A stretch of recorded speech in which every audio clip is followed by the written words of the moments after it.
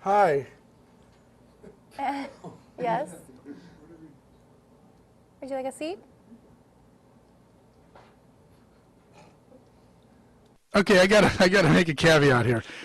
I know I look a bit like a retard. What I wanted to do here was to do something that was really crazy and outrageous, somewhat as a demo, but also it just came into my mind to act like Rain Man and to see what would happen as an experiment.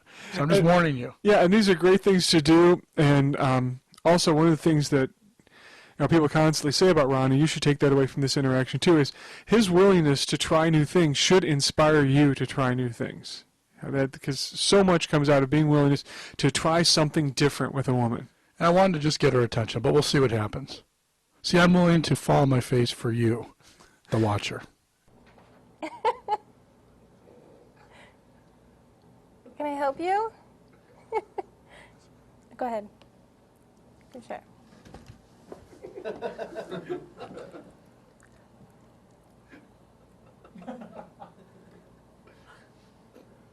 kind of gum is that? Orange. No, I'll trade gum. No, thank you. Please? Can I at least smell yours? No. So, okay, let's back up. So I wanted to go as long as I could without saying anything as a way to say, like, how intense it is. Silence can be really intense. Mm-hmm. And it really capture our attention. And then also to play with the standing and sitting thing as a way of tension. I also love this because every time I look at this and think about this, I realize how much freedom we as guys have in our interactions with women. You know, we so often live in this tiny box. If it has to be like this, it has to look like this, it has to go this way. But no, it really doesn't. And some of it is, your warmth comes through, and so she's okay. She'll talk with you. And then I ask her about her gum of all things. And now, do you want to trade gum? It's awesome. So let's see what she does. Are you I think my girlfriend's calling me. No. Is that a prison tattoo you've got? What's the story behind it? Yeah, no. Is that like a little heart? It is a little heart. I heart. No. No. I heart doggies. Do you? Oh, that's sweet. What? Yeah. What's your name? Sarah. Nice to meet you, sir. Nice to meet you too. It's kind of weird. That is weird. How come you don't wear jewelry? What's the story behind that? I do wear jewelry. But like, are you phobic somehow of necklaces or of bracelets? No. What are you phobic of? You. What else are you phobic of? Spiders? No, Mice? I can handle it. Rats? I can handle it all.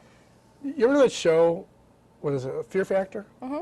And then they do all this crazy stuff. That not only do they jump off buildings and stuff, but then they do like the mental torture things. Yeah. Which one of those would freak you out the most? I think I could handle that. Okay, and there may have been a space there for what is it about me you're phobic of? Just to dig into it a little more. I think in some ways, though, you're so out of the box with this, maybe it's better to leave that alone. Yeah. But for a normal conversation, remember, we want to agree with negative assessments and disagree with positive assessments to kind of keep the energy going. Well, the other thing is, I mean, she's off tilt completely. I've completely knocked her off balance, and I'm trying to find a way for her to be engaged at a really level where she's wondering what's going on. What's up with this guy? Mm-hmm. Where's he been? So. Great. All of it? Just like being all the worms all over you, or walking through sludge. I could do that. So fear is not a factor for you. Exactly. Is that what you're saying, like Josh Rogan? Yep. Huh.